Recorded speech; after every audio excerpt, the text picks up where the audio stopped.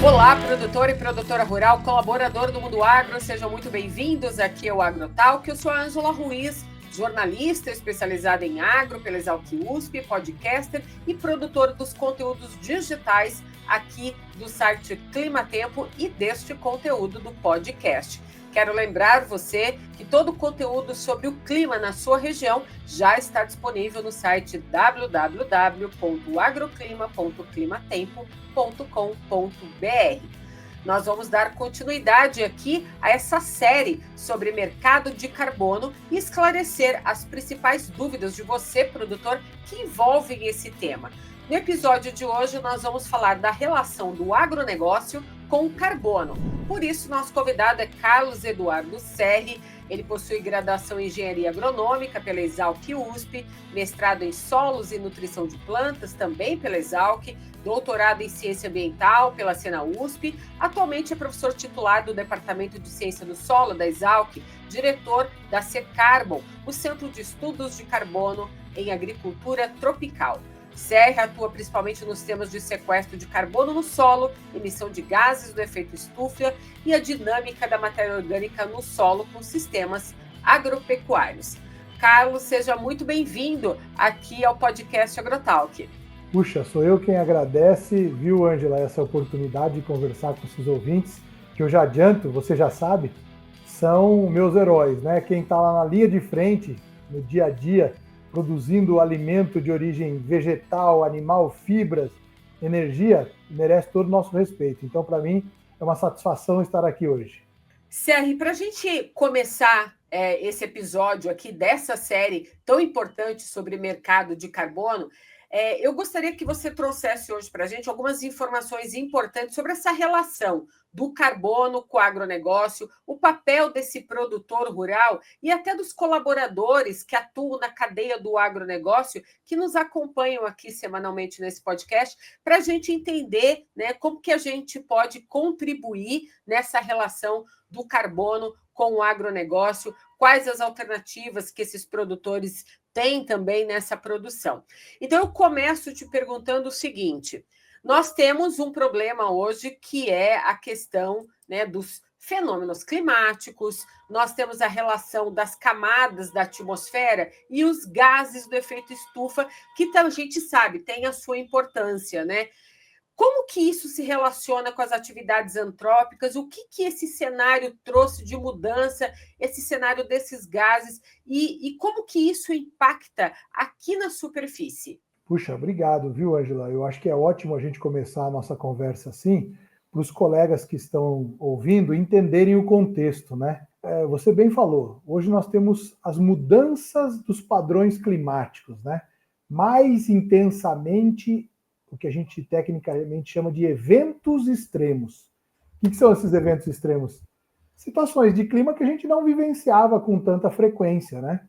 Infelizmente, tivemos há meses atrás uma catástrofe no Rio Grande do Sul e, infelizmente, ou mais infelizmente ainda, há uma tendência desses fenômenos se intensificarem. Para o resto do Brasil, as expectativas são de redução de precipitação. Então, na região de sul, um aumento de precipitação, mas em todo o restante do Brasil, de redução da precipitação e aumento de temperatura. E isso, obviamente, impacta, né, qualquer produção de ser vivo, de origem vegetal ou animal. E a gente também, né, aqui na nossa superfície terrestre. Por que esse problema tem sido intensificado? Vocês sabem que a causa dessas mudanças climáticas é um excesso de gases do efeito estufa na primeira camadinha da atmosfera. Nós temos várias camadas na atmosfera. Alguns que estão nos ouvindo talvez lembrem. A primeira camada mais próxima à superfície é chamada de troposfera. Tem em torno de 10 a 12 quilômetros de altitude. Depende se a gente está no polo, se a gente está no Equador, mas vamos ficar com essa ideia de uns 10 quilômetros de altitude. Depois dessa camadinha tem a estratosfera, mesosfera, exosfera e ionosfera, um monte de camadas.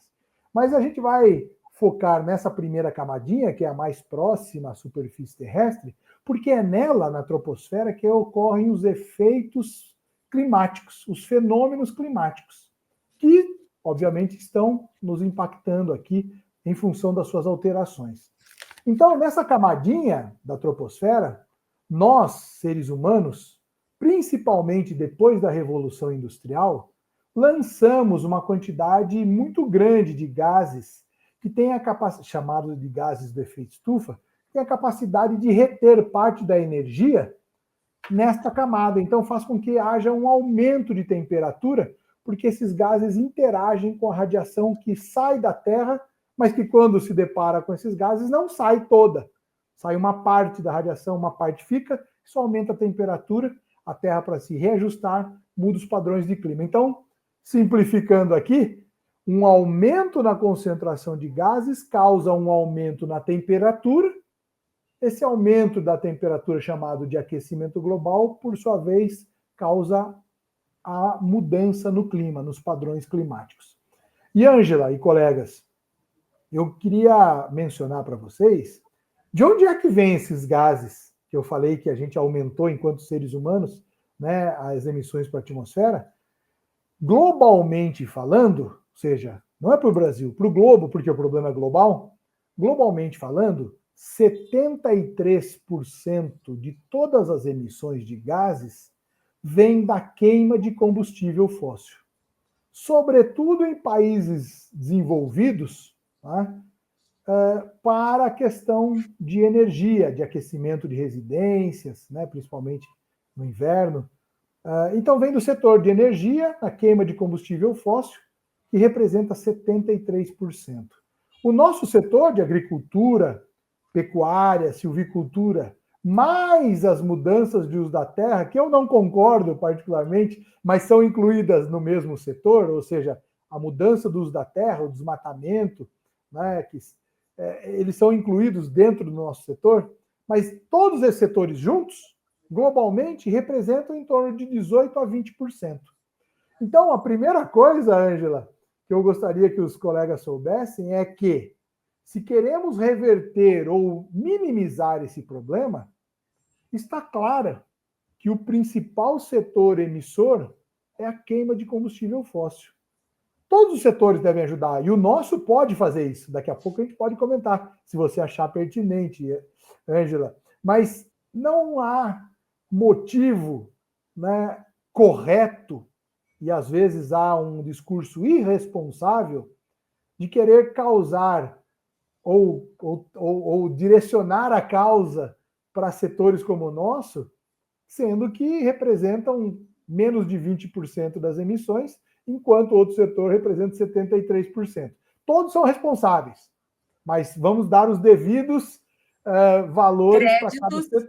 Exato. Sabe por que eu estou falando isso, Ângela? Eu tenho participado dessas negociações internacionais. Os colegas talvez já ouviram falar de COP, né? Conferência das Partes, que a ONU organiza. Participei essa que teve agora nesse mês de novembro, em Baku, né, que é a capital do Azerbaijão. Participei de várias, uma dezena delas. E eu tenho sentido nessas últimas, que foram realizadas em países cuja matriz energética é bem dependente de combustível fóssil, um certo lobby, uma certa, né, informação irresponsável para trazer para sistemas alimentares, por exemplo, para o nosso setor, uma culpa que não é nossa. Então, não é justo, né? Então, por isso que eu estou fazendo toda essa abordagem, viu, Angela? Foi ótimo você trazer essa abordagem, Serri, porque, assim, ficou claro aqui que quem causa o aumento da temperatura, que tanto o produtor ouve falar, está tudo ligado a esses combustíveis fósseis, né? A essa cadeia também de energia. Ou seja, todo mundo tem o seu papel, só que cada um tem a sua porcentagem dentro desse papel. E às vezes o produtor rural que está lá no campo, está produzindo, ele acaba ouvindo falar sobre quem causa o aumento da temperatura é a agricultura, né? Quem causa o aumento da temperatura são os boizinhos que estão lá no pasto. Peraí, calma, vamos dar um passo para trás para a gente poder entender esse cenário, nessa relação da agricultura com o aumento da temperatura, com o carbono. Todo mundo tem o seu papel, mas, né, os combustíveis fósseis ali, eles lideram ali o primeiro lugar na lista, né? Exatamente, você foi brilhante, Ângela. Explicou acertadamente. E existe até uma sentença que é similar à que você falou, mas de cunho um pouco mais político, que é a seguinte: responsabilidades comuns, ou seja, todo mundo é responsável, mas diferenciadas. Então, essa é a frase: responsabilidades comuns, mas diferenciadas. O que significa isso? Tem que levar em consideração o histórico dessas emissões, que foram basicamente originadas pelos países hoje considerados industrializados, né, que emitiram muitos gases do efeito estufa nos seus processos, né, de desenvolvimento, nos seus processos industriais, e que agora querem dividir a conta igual para todo mundo. Não é assim. Por isso a responsabilidade comum, mas diferenciada. Ô, Angela, imagine que vamos, você, eu, nossas famílias, amigos, para um restaurante, né? E você, puxa, se comporta, só toma uma água, come um prato, né, assim, bem modesto, e de repente os demais comem camarão, lagosta, bebem bebidas caríssimas, chega na hora de dividir a conta, fala: olha, a Ângela vai pagar o mesmo preço dos demais. É justo isso? Né? Não me parece justo, né? No restaurante. Também não me parece justo numa escala global, como a gente está discutindo esse problema. Ô, Serri, quanto tempo esses gases ficam aqui na Terra? Isso é uma pergunta super legal, Ângela, porque dá uma ideia do que eu acabei de falar dessas emissões históricas. Uhum. Olha, pessoal, existem mais de 20 gases do efeito estufa. Eu vou falar só de 3 para responder a pergunta da Ângela, que são os 3 gases mais conhecidos, né, e que têm maior concentração na atmosfera, na troposfera. O primeiro deles é o CO2, o dióxido de carbono. Esse gás, ele fica em torno de 200 anos na atmosfera. Um outro gás, chama metano, o CH4, fica em torno de 2 décadas. Veja, um fica 2 séculos, outro 2 décadas. E um terceiro gás que eu queria mencionar, que é um gás de nitrogênio, que chama óxido nitroso. A fórmula dele é N2O. Esse gás fica em torno de 100 anos na atmosfera. Então vejam, 200, 20, 100. O que eu quero dizer com isso? Que as emissões que foram causadas há séculos atrás, hoje, esses gases ainda, ou parte deles, ainda está presente na atmosfera. Então não é apontar o dedo só para as atividades que hoje vêm sendo desenvolvidas, e toda atividade gera gás para a atmosfera, isso é inerente, né? Mas não querer esquecer o passado. Se esses gases ficassem alguns dias só, falar: bom, então tem que ver o que está acontecendo hoje, nesse tempo mais recente. Mas não é o caso. Com essas quantidades, a gente chama isso de permanência desses gases, né? Com esses anos que eles ficam. Por exemplo, desmatamentos que ocorreram há um século atrás estão impactando ainda. Não é só o país que está desmatando hoje que está impactando. Quem desmatou lá um século atrás, alguns países europeus, hoje eles esquecem desse aspecto e só apontam o dedo para quem está nessa atividade hoje. Isso não quer dizer que eu seja favorável ao desmatamento do jeito que está sendo feito. Desmatamento ilegal, na minha opinião, tem que cessar imediatamente, já deveria ter sido interrompido. Mas, colocando aqui as comparações, responsabilidades comuns, mas diferenciadas, né? Hoje a gente, eu falo aqui na minha casa, né? Hoje a gente é contra o desmatamento e a favor de plantar árvores, né? Cada vez mais plantando uma árvore aí para fazer essa colaboração. Ô, Serri, isso quer dizer, então, que o aumento de temperatura, em função desse aumento dos gases, tem estratégias diferentes para se trabalhar, então? Tem sim. E aí que entra o legal do nosso setor. Quando eu falo nosso setor, eu estou englobando agricultura, pecuária, silvicultura, né? Estou chamando isso todo de nosso setor, com o maior orgulho. Nosso setor, juntamente com todos os demais setores, devem fazer ações, implementar estratégias para emitir menos gás para a atmosfera. Então a gente tem que reduzir as emissões de gases para a atmosfera, a gente tem que emitir menos gás para a atmosfera. E tem técnicas para fazer isso, posso comentar daqui a pouco. Mas o único setor, dentre todos da economia, que além de emitir menos, pode retirar gás da atmosfera, é o nosso. Retirar gás, pessoal, significa, por exemplo, aquela molécula de CO2 que eu estava mencionando, que vocês lembram, conhecem, as plantas retiram de forma natural e gratuita, praticamente gratuita, a gente precisa pôr um pouco de água, um pouco de nutriente, mas que é a fotossíntese. Vocês conhecem a fotossíntese na prática aí muito melhor do que eu. As plantas retiram o CO2 da atmosfera, aquele carbono que estava na forma gasosa em excesso lá na troposfera, agora parte desse carbono está na forma de tecido vegetal, na forma de planta. Isso é chamado de sequestro de carbono nas plantas. O termo é meio feio, né? Sequestro, mas sequestrar alguém é terrível, lamentável. Eu gostaria que não tivesse. Mas sequestrar carbono é bom, né? Porque sequestrar, pessoal, significa reter por um tempo determinado. Então, se a gente conseguir deter por tempo determinado esse carbono na planta, ele deixa de estar na atmosfera, causando esse problema. Mas o sequestro vai além. Essa planta, então, fez fotossíntese, tirou CO2 da atmosfera, teve o sequestro de carbono na planta. A gente vem, consome parte dessa planta, não é isso, pessoal? Diretamente para a nossa alimentação, ou para produzir essa blusa bonita, esse casaco bonito preto aí que a Ângela está, né? Eu, essa camisa minha rosa aqui, seja o que for, a gente usa essa planta para alimentação, ou para uso, ou para biocombustível, o etanol, o biodiesel e assim por diante, mas ou usa também a planta para alimentar o animal, né? Acontece que parte dessa planta, então, é consumida, mas parte, os nossos colegas do campo sabem bem, é deixada na superfície do solo, como restos vegetais, como restos culturais, né? A gente colhe uma parte da planta, o restante fica lá.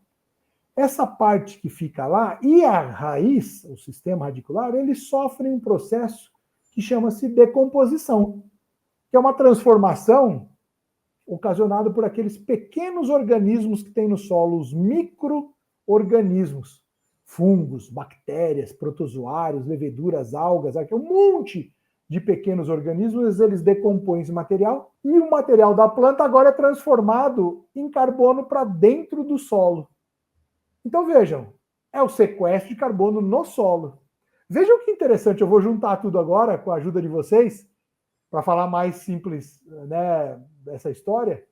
CO2 que estava em excesso na atmosfera via fotossíntese faz parte agora do tecido das plantas. Parte da planta a gente consome, seja como for. Parte das plantas vão sofrer decomposição e aquele carbono que estava na atmosfera passou para a planta, agora passa da planta para o solo. E esse carbono sequestrado no solo, ele não fica solto lá. Ele fica na forma de matéria orgânica. E essa matéria orgânica, os produtores sabem, os pecuaristas sabem, todos os colegas que estão no campo sabem, é chave para um solo saudável. Porque essa matéria orgânica que contém carbono na sua estrutura melhora atributos físicos do solo, como agregação, como absorção de água, melhora atributos químicos, como a fertilidade, a CTC, lembra? Capacidade de trocar cátions, né? Ajuda na parte biológica, como o substrato para a ciclagem desses nutrientes. Então, veja, atributos físicos, químicos e biológicos são melhorados, o ambiente solo é melhorado, a saúde do solo sendo aumentada é um ambiente melhor para o desenvolvimento das plantas. Veja que ciclo bonito, positivo, mais planta fazendo fotossíntese, está retirando mais carbono da atmosfera que está em excesso. Mais planta é bom para a gente, rentabilidade para o produtor, ou para alimentar o animal, ou para consumo direto. Mais planta, mais CO2, mais carbono vai para o solo. Mais sequestro de carbono, também ajudando as questões climáticas, melhorando a saúde do solo, em última análise, deixando o ambiente mais resiliente. Essa é a palavra interessante. Resiliente significa estar mais preparado para esse impacto dessas crises climáticas que, infelizmente, a tendência é termos com mais frequência. Não quer dizer que não vai ter perda. Infelizmente, vai ter. Mas um solo, um sistema mais resiliente, perde menos do que um sistema não resiliente. Então, olha que coisa legal, né? Eu estou cheia de pergunta aqui para você, até quero saber aí quantos, né, pentagramas de de carbono a gente pode saber se tem no solo, mas antes de eu entrar nessa temática com você, ficou claro aqui para a gente que, então, há alternativas de produzir alimento com menor emissão e maior sequestro, pelo que você trouxe para nós até agora aqui. Essas ações de agricultura e pecuária, elas representam quanto para o Brasil? Isso é super interessante. Você resumiu de forma muito adequada, né? E os valores podem ser muito grandes, sabe, Ângela e colegas que estão nos assistindo. Eu vou dar alguns exemplos de algumas práticas de manejo para dar uma dimensão do que você está perguntando. Eu acho que talvez fique mais interessante para os nossos colegas aí, né, terem uma magnitude. Vejam, nós temos áreas sendo cultivadas que estão num sistema chamado plantio direto, que muitos conhecem aí no campo, na vida real, né? E esse sistema é fantástico. Então, esse sistema plantio direto significa, na sua essência, a manutenção dos restos culturais na superfície do solo, o não revolvimento desse solo em área total. Toda vez que a gente revolve, a gente oxida material e vai CO2 de volta para a atmosfera. A gente não quer que isso aconteça porque está perdendo matéria orgânica do solo, além de causar problema lá para o que a gente discutiu sobre as mudanças climáticas. Então, é a manutenção da palha, o não revolvimento e a rotação de culturas, que traz diversidade, né, de substratos, estabilidade para o sistema. Esse sistema plantio direto, para os colegas terem uma ideia, ele tem capacidade de emitir menos gás e sequestrar carbono. Esse sequestro de carbono, a gente fez avaliação em todos os lugares do Brasil, nos 6 biomas. E cada lugar tem um valor diferente. Região mais sul tem uma capacidade de sequestrar mais, região mais centro-oeste, porque a temperatura é alta, tem umidade em uma boa parte do tempo, a decomposição é acelerada, então tem uma capacidade de sequestrar menor. Mas se a gente fizesse uma média, só para dar um valor, né? Uma média aí ponderada para o Brasil, dá 500 quilos de carbono sendo sequestrados em 30 centímetros de solo, nem vou pegar 1 metro, 30 centímetros de solo, numa área de 1 hectare. Então, 500 quilos de carbono por 30 centímetros por hectare. Quanto nós temos de plantio direto hoje no Brasil? Pelo menos 30 milhões de hectares. Pelo menos. Se a gente for lá no site da Federação Brasileira de Plantio Direto, Sistema Plantio Direto, eles vão falar até um valor maior. Eu estou sendo aqui conservador, falar 30 milhões de hectares. Se a gente usa esse valor de 500 quilos, ou seja, meia tonelada de carbono por hectare por ano, vejam, por ano o Brasil tem a capacidade de sequestrar 15 milhões de toneladas de carbono. Estou pegando esses 0,5 toneladas pelos 30 milhões de hectares, faz a conta aí, pessoal, para ver se eu não errei, 15 milhões de toneladas de carbono todo ano retirado. E aonde está sendo valorizado? Esse serviço ambiental que o nosso setor tem prestado, ele é pouco valorizado.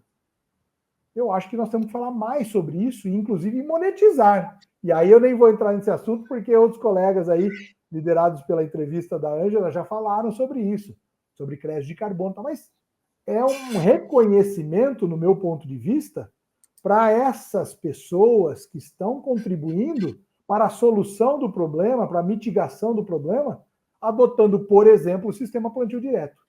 A mesma historinha, pessoal, vale para sistemas mais complexos, sistemas integrados. Tem uma série de variações, né? Lavoura, pecuária, pecuária, silvicultura, né? Pecuária, floresta, sistemas agroflorestais, enfim, tem um monte de variação. Vou pegar um caso aí, que é o sistema de integração lavoura-pecuária. Nem vou pôr o componente floresta aqui, para não deixar tão complexo. Só lavoura-pecuária. Essa capacidade de sequestrar carbono, a gente avaliou aí em vários lugares, chega em torno de 1 tonelada, em alguns casos mais do que 1 tonelada. Hoje, pessoal, nós temos aí pelo menos 17 milhões de hectares sobre esse sistema, sobre os vários sistemas. Então vamos pegar esse valor de 1 tonelada, de novo, por 1 hectare, em 30 centímetros, e multiplicar, dá 17 milhões de toneladas de carbono que todo ano sistemas integrados têm a capacidade de aportar. Alguém deve estar ouvindo falar, e se eu adicionar aí nessa história mix de plantas de cobertura, né? Puxa, aumenta para 1,2, para 1,5. Ou seja, eu estou querendo, com alguns exemplos aqui, mostrar que as ações que a gente faz, além de emitir menos gás para a atmosfera, ainda remove parte desses gases. Ângela, se você me permitir, eu queria dar um último exemplo para os nossos colegas pecuaristas não ficarem tristes, porque eu dei 2 exemplos mais ligados, um puramente ligado à parte agrícola, né, de agricultura, o outro que é a integração. Agora eu queria dar um exemplo de pecuária, que é a recuperação de pastagens degradadas. Bom, primeiro que vocês sabem que a gente tem uma incerteza em relação à quantidade de pasto que nós temos, a área de pastagem que a gente tem no Brasil. Dependendo da fonte, fala 200 milhões de hectares, algumas falam 180, outras 160. Eu não vou entrar nesse mérito aqui. Vamos pegar o valor mais conservador. Vamos falar que tem 160 milhões de hectares de pasto no Brasil. Segundo alguns estudos aí, principalmente liderados pela Embrapa, eles falam lá, a Embrapa fala que 50% dessa área de pasto está em algum grau de baixa fertilidade, de baixa produção. Usam até a palavra degradada, algum grau de degradação. Então vamos pegar 180 milhões, metade, né, dessa área, 50% dá 80 milhões. Se a gente conseguir converter parte dessa área degradada, ou em algum grau de degradação, por uma pastagem bem manejada, são pelo menos 0,5 toneladas de carbono, ou os 500 quilos que eu mencionei. Pode chegar até 1,2. Mas eu estou pondo conta aqui bem conservadora. Alguém fala, pode ser mais, pode. Mas eu estou, com o mínimo, já estou mostrando que a gente tem um papel significativo aqui, preponderante. Então vamos pegar metade da área. Não vamos pegar os 80 milhões que estão em algum grau de degradação. Vamos pegar 40 milhões, que é metade da área degradada, que é a metade da área de pasto. Se a gente considerar esse valor conservador de 0,5, ainda temos ali, nesses 40 milhões de hectares, 20 milhões de toneladas de carbono sendo sequestradas devido à conversão de uma pastagem pouco manejada para uma pastagem bem manejada, uma pastagem recuperada. Esse só o benefício? Não! Soma esses milhões de hectares da área de pasto, mais o do plantio direto que eu mencionei, mais da integração lavoura-pecuária, mais plantas de cobertura, uso de bioinsumos e vai por aí fora. Pessoal, o Brasil pode, se adotar essas práticas, neutralizar as emissões que o nosso setor causa, que é inerente, com essas práticas agrícolas de sequestro. Então a gente pode ficar neutro, ou seja, o tanto que a gente emite é compensado pelo tanto que a gente sequestra. E há potencial de a gente ficar ainda negativo, e nesse caso o negativo é bom, hein, pessoal? O balanço do banco, negativo não é bom, não. No banco a gente quer ter mais dinheiro do que tirar dinheiro, né?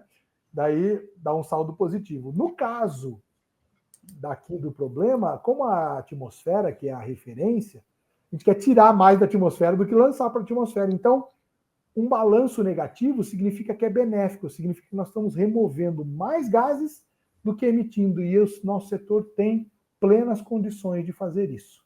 Então, vejam, dei uma resposta bem longa, Ângela, me desculpe, mas eu me empolgo, né, aqui com os colegas e me empolgo com o assunto, para dizer que o resumo em uma frase é: agricultura, pecuária e silvicultura, se bem conduzidas, a gente sabe como fazer isso, é parte da solução.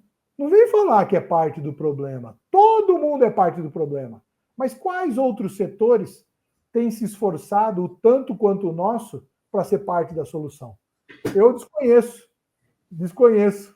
Então, acho que a gente tem que ser justo e valorizar o nosso. E eu dei alguns números para dar uma ideia para vocês. Foi legal você falar isso, porque quando a gente sai aqui desse ambiente, né, de estúdio, de escritório, você dentro da universidade, lá na Secarbon, e que a gente vai para o campo, a gente vai visitar essas fazendas que já estão adotando práticas sustentáveis, né, para trabalhar essa questão de reduzir as emissões de carbono no campo, promover, né, removendo esse carbono da atmosfera para poder ajudar a conter o aquecimento global, a gente observa quando a gente chega nessas fazendas e a gente ouve falar desses produtores que a primeira camada do solo tem toneladas de carbono ali naquela terra, né? Tem tanto carbono no solo que a gente precisa mesmo evitar que ele se perca ali em forma de materiais orgânicos, né? Queria que você explicasse um pouquinho para a gente, porque o produtor que está todo dia ali, ele tem que estar de olho também. Eu sei que ele tem muitas preocupações, né? A planilha dele ali está cheio de coisas para ele fazer, desde custo até de insumo, mas tem que prestar atenção, porque há técnicas para mensurar esse carbono no solo. Eu até queria trazer aqui alguns exemplos para eles também, porque é importante. A gente tem aqui, ouvindo a gente, produtores que são pequenos, médios, grandes, mas os pequenos querem ser os médios querem ser grandes um dia, e essa transferência de conhecimento para eles é muito importante, né, Serri? E essa vontade que os nossos produtores têm de passar de pequeno para médio, de médio para grande, isso é que move a economia do nosso país. Não é só o produtor que ganha com isso, né? Melhorando sua rentabilidade e crescendo. O Brasil ganha com isso. São divisas. Você mencionou, Ângela, a questão do carbono do solo. Às vezes a gente dá pouca importância, né? Porque não, é algo que não se vê, está lá, né, abaixo do solo ou dentro do solo. Mas eu queria dar um número para os colegas terem uma dimensão assim, que é um número global, para não entrar em bioma X, bioma Y. Não quero criar nenhuma competição entre biomas e locais do Brasil, porque não é essa a ideia. Então, vou dar um valor global. Global, pessoal, se a gente conseguir pegar toda a vegetação no mundo e quantificar quanto que tem de carbono ali, do mundo inteiro. Eu estou falando de floresta, lá na tundra, lá na Sibéria, estou falando da floresta amazônica, do cerrado, de uma savana lá na África, das culturas agrícolas, enfim. Estou falando de toda a vegetação do mundo. Vocês sabem quanto que dá de carbono? Dá em torno de 550 bilhões de toneladas. 550 bilhões de toneladas. Bom, uma quantidade considerável, né? Até a Ângela acertadamente falou uma unidade que é um pouco técnica, um pouco acadêmica, que chama petagrama. PG, petagrama. Um petagrama é 1 bilhão de toneladas. Então nós temos 550 petagramas, 550 bilhões de toneladas de carbono em toda a vegetação do mundo. Bom, no solo, a 1 metro de profundidade, nós temos em torno de 2.000 petagramas. Nós estamos falando, pessoal, de 4 vezes mais carbono no solo do mundo todo em comparação à vegetação do mundo todo. Espero que vocês tenham captado aí, eu vou repetir. Em toda a vegetação do mundo, 550 bilhões de toneladas. 1 metro de profundidade, 2.000 bilhões de toneladas, 2.000 petagramas, ou seja, 4 vezes, estou arredondando um pouco, 4 vezes mais carbono no solo do que na vegetação. Alguém deve estar ouvindo e falar, mas 1 metro, esse cara está pondo muito, né? Tá bom, vamos pegar 30 centímetros, que é a camada arável, onde a gente mais tem atuação. São 800 bilhões de toneladas de carbono.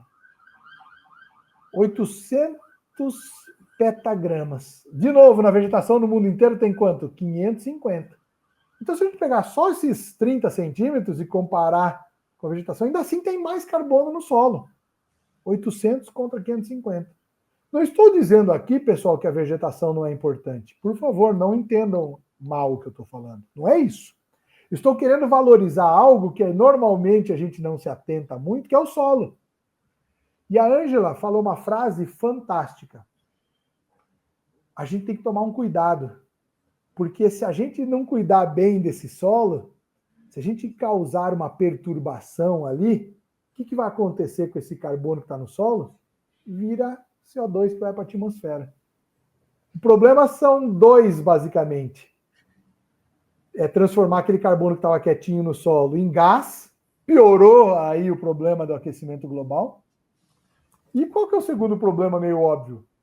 Se a gente transforma o carbono que está lá no solo na forma de matéria orgânica em gás, a gente perde a matéria orgânica do solo. E falamos minutos atrás que essa matéria orgânica ajuda nos atributos físicos, químicos, biológicos, melhora a qualidade do solo, melhora a saúde do solo por desenvolvimento da planta. Então nós estamos perdendo esse benefício também. Então são dois problemas, emitir mais gás e perder, de onde vem esse gás? Da transformação de algo que está causando um benefício para a gente. Então, olha que responsabilidade que os nossos colegas que estão na linha de frente lá no dia a dia no campo têm. Se não conseguir sequestrar carbono, que seria ideal, pelo menos não podemos perder o carbono já existente no solo. Então, o desafio é complexo. Você falando isso, você me lembrou daquele caso que a gente vivenciou das altas temperaturas, que algumas lavouras até de Mato Grosso, ali do Brasil Central, precisaram passar por replantio, porque não tinha o solo coberto com uma boa palhada, por exemplo, né?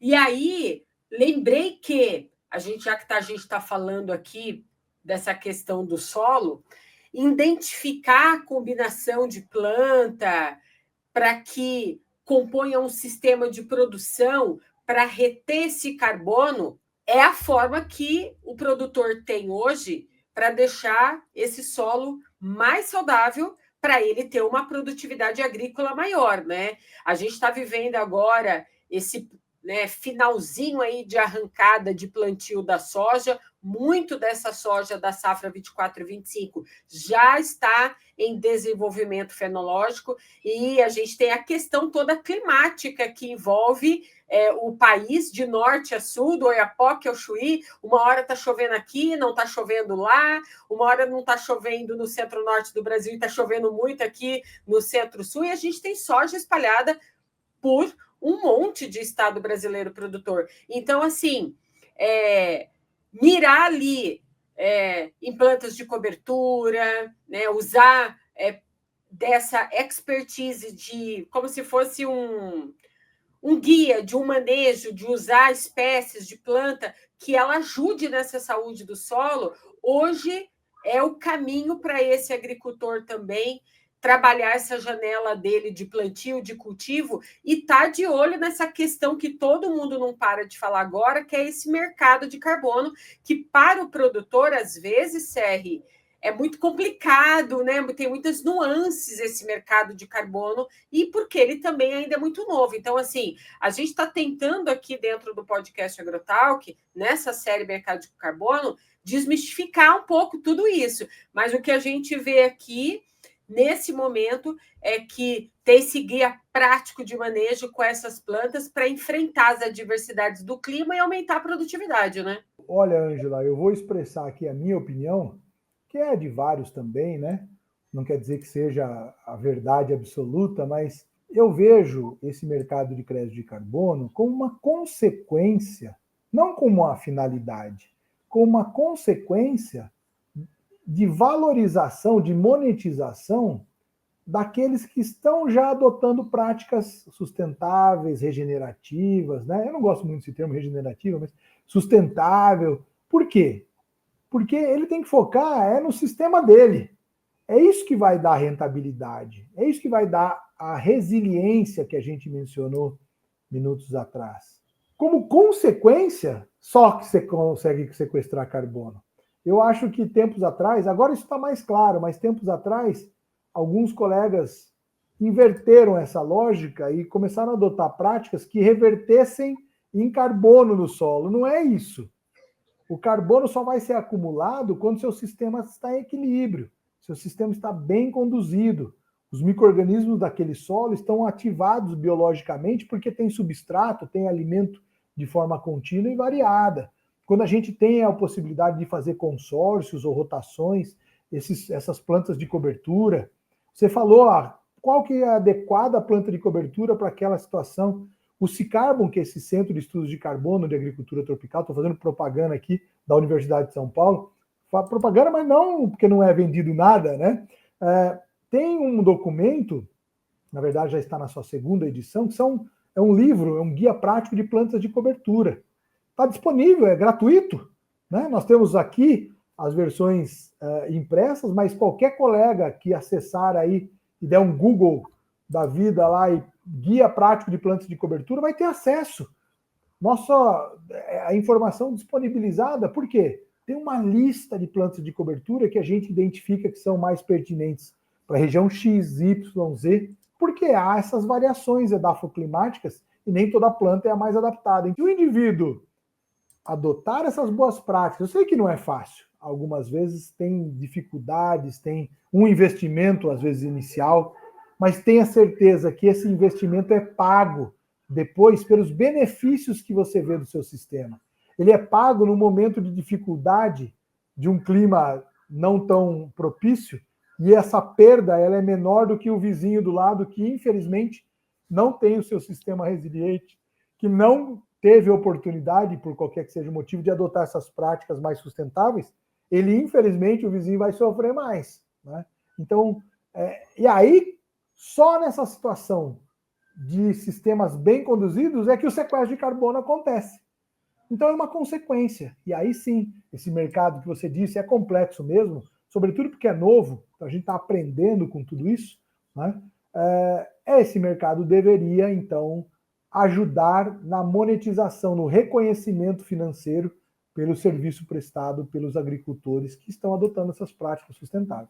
O início de tudo é entender como o sistema funciona e colocar isso em prática dentro de casa, dentro da sua lavoura. Perfeito. Porque não existe, infelizmente, ou felizmente, né, não existe uma receita única, né, Ângela? Os colegas sabem que estão nos ouvindo, dentro de uma mesma propriedade, mesmo que pequena, tem variações.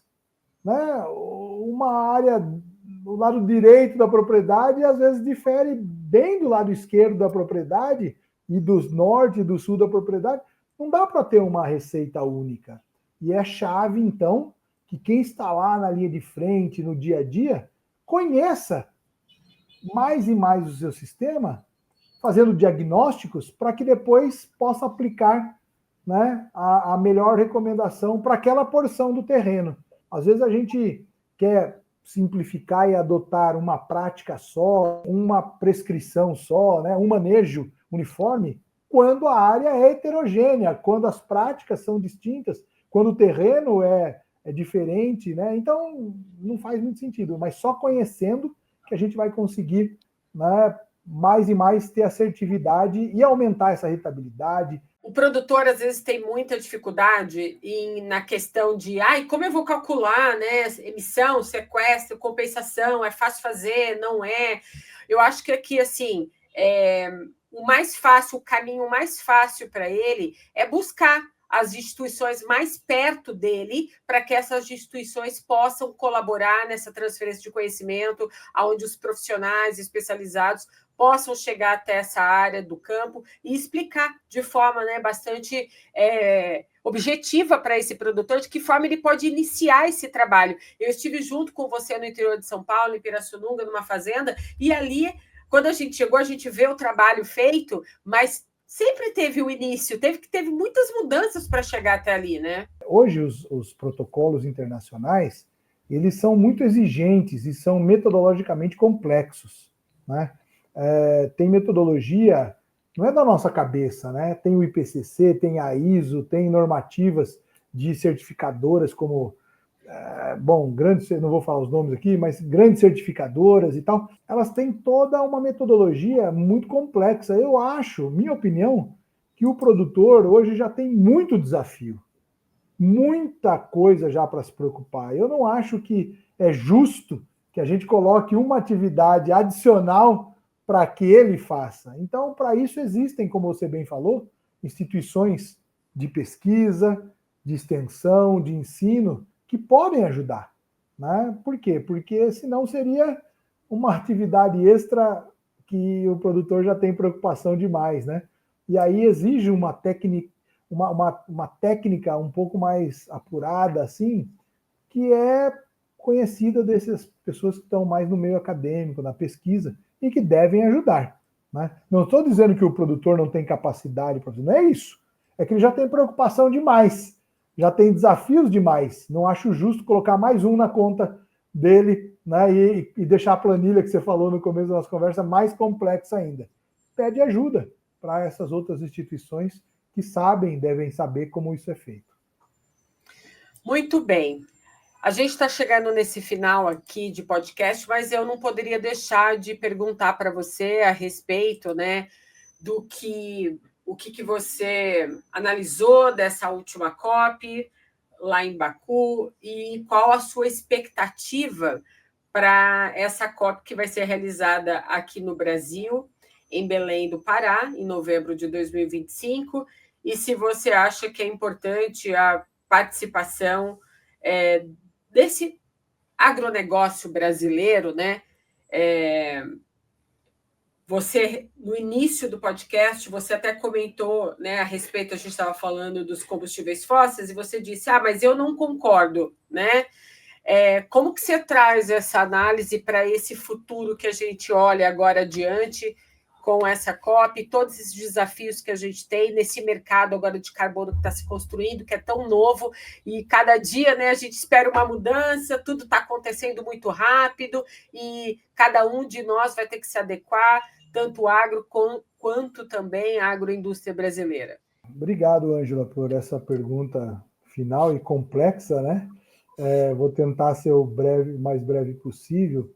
Realmente eu tenho participado dessas últimas COPs, que, como eu mencionei, têm sido realizadas em países dependentes dessa matriz energética à base de queima de combustível fóssil. Então, eles não têm interesse, no meu ponto de vista, de tratar desse assunto a fundo, porque vai contra, né, a matriz e o interesse nacional, né, daqueles países que foram os que receberam as últimas COPs. Então, aconteceu lá nos Emirados Árabes, aconteceu agora em novembro, né, no Azerbaijão. Nós temos a oportunidade, e é pior do que não querer tratar do assunto, é querer colocar uma cortina de fumaça e falar que o problema é de outro setor, né, como produção de alimentos. Não é certo fazer isso, é irresponsável fazer isso, né? E isso eu falei lá em várias ocasiões, que isso é uma irresponsabilidade. Mas eles sabem, cada um está procurando ver os seus próprios interesses, né, de cada país. Nós temos a oportunidade agora, na COP30, de colocar esse assunto da agricultura, do agronegócio, na pauta da próxima COP, né, que vai ser, como você bem falou, realizada no estado do Pará, na cidade de Belém. Então, como nós somos os hospedeiros, né, os anfitriões, nós temos condições de, na agenda, colocar assunto do agronegócio que não foi colocada na agenda dessa COP anterior com tanta intensidade, nem tampouco nas anteriores, porque não era de interesse. Agora nós temos essa oportunidade. O que precisa, na minha concepção, é, primeiro, ter um bom alinhamento entre os ministérios do Brasil, coisa que não acontece no dia de hoje. Então, primeira coisa é isso. Deixar os egos, deixar as diferenças entre os ministérios e pensar Brasil. Essa é a minha opinião, né? Pode não ser muito agradável, mas essa é a minha opinião. E segundo, mostrar, já que a gente pode inserir na agenda essa temática, mostrar o que a gente tem feito. Assumir as coisas que, infelizmente, não vão bem, como essas taxas de desmatamento ilegal. Isso não é caso de produtor aqui que está fazendo. Isso não é caso de política pública, é caso de polícia. Não é política, é polícia. Desmatamento ilegal é crime, ponto. Vamos tratar como crime e não contaminar todo um setor que tem se esforçado fortemente para mostrar os benefícios que a gente tem alcançado. Nós mesmos do setor, na minha opinião, somos pouco reativos. A gente tem que ir contra esse negócio de desmatamento ilegal. Por quê? Porque isso danifica a nossa imagem. Depois dá margem para um país aí que faz menos do que a gente, faz pior do que a gente, impor barreiras não tarifárias, embargos aí. Por quê? Porque a gente dá argumentos, né, a gente brinca aqui, dá sopa para o azar, né? Não podemos fazer isso, porque se a gente acaba com esse problema de desmatamento ilegal, o que eles vão falar da gente? Se todas as demais ações são muito acima daquilo que outros países fazem. Então, é oportunidade. Eu não quero devagar mais aqui, falei que ia ser breve, mas não fui, né, Angela? Eu não quero devagar mais, mas é a oportunidade que a gente tem na COP30 de colocar esse assunto na agenda, que não tivemos anteriormente, e, sobretudo, não é só colocar na agenda, nos organizarmos para mostrar deficiências e como nós vamos supri-las e mostrar os avanços e como a gente tem beneficiado o planeta com essas nossas ações. Sempre há uma melhoria contínua, mas nós já fazemos bem e precisamos mostrar o que a gente faz bem e aceitar algo que a gente pode melhorar. Essa, para mim, a temática, né, o tom que a gente tem que dar na COP30. É isso aí. Lembrando que a gente tem bastante solo degradado que a gente pode recuperar, né? A gente tem tecnologia de aproveitamento, por exemplo, de biomassa que não falta, né? A gente tem muita coisa ainda para melhorar, né? Não só no Cerrado, mas em várias áreas brasileiras. Mas, enfim, é um processo que a gente está iniciando agora, é um conhecimento que o mercado de carbono vai revelar para a gente aqui, ao longo desse caminho que a gente está construindo com esse assunto tão novo. Professor, muitíssimo obrigada. Olha, eu teria aqui mais 1 hora para ficar com o senhor aqui para a gente falar mais a respeito dessa agricultura brasileira, essa relação com o carbono. 2025 está aí, a gente já está olhando para esse cenário futuro. Então, eu espero, em breve, voltar com você por aqui para a gente estar trazendo e transferindo esse conhecimento junto aos produtores rurais, a todo o setor do agronegócio, dessa cadeia tão importante que representa, né, um PIBão nesse Brasil. Muito obrigada pela sua participação aqui na série. Sou eu, Ângela, que te agradece pela oportunidade de poder colocar algumas das ideias, né, algumas das informações. Já aceito o seu convite para um próximo bate-papo, né? Então eu te agradeço muito e gostaria também de parabenizar, né, aqueles produtores, aqueles pecuaristas, né, que estão lá. Eu já comecei e eu gostaria de terminar falando isso. Eu tenho uma admiração muito grande, porque as pessoas perderam, pessoas da cidade, como eu moro na cidade, mas eu não perdi essa conexão, mas muitos perderam a conexão com o campo. E desvalorizam de forma injusta, não todo mundo, mas alguns desvalorizam de forma injusta a atividade que é base para nosso dia a dia. Então, nós temos que trazer de volta essa conexão, né? Despertar para essas pessoas o verdadeiro valor que tem dia, noite, sol, chuva. As pessoas na cidade se dão, né, o luxo de falar, eu nem vou sair agora porque está chovendo. Mas e quem está lá no campo tem essa opção? Hoje está muito calor, eu vou ficar aqui no ar-condicionado, não vou lá fora fazer uma compra, vou deixar para amanhã pagar uma conta. Mas nós não temos no campo essa opção. O campo não sabe que vai ter Natal, Ano Novo, né? A planta não sabe que é feriado, o animal não sabe que é final de semana, e as pessoas às vezes não valorizam. Então, eu tenho grande admiração por toda a cadeia, cada um tem a sua importância, não é só quem está lá no campo, mas quem está lá no campo tem que ser valorizado mais e mais em toda a cadeia, porque é isso que move o nosso país do jeito que a gente vê hoje e que pode mover mais ainda, mas tem que ser valorizado. Todo mundo quer ser reconhecido e valorizado, não é verdade? Então, obrigado pela oportunidade e estou à disposição. Obrigada, professor, viu? Até a próxima, com mais conhecimento. Tchau. Até, tchau, tchau.